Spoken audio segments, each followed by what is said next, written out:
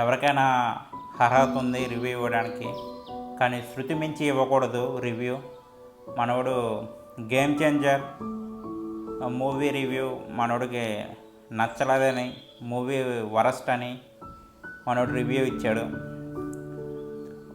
ఆయన అభిప్రాయాన్ని చెప్పుకోవచ్చు, తప్పులేదు, కానీ శృతి మించి ఇచ్చాడు.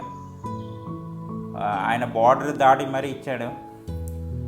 మనోడు గతంలో ఎన్టీఆర్ సినిమా ఏ సినిమాది దేవరా సినిమా బాగుంది. ఏం బాగుంది అది? దేవరా సినిమా అటర్ ఫ్లాప్ అది. ఇలా కులపిచ్చి ఎక్కువ కదా మనోడికి. దేవరా సినిమా బాగుంది అది అని పబ్లిసిటీ చేసుకున్నాడు. ఇప్పుడేమో మన గేమ్ చేంజర్ సినిమా అంతా బ్లాక్ బస్టర్ ఏం కాదు, మిక్స్డ్ టాక్ వచ్చింది.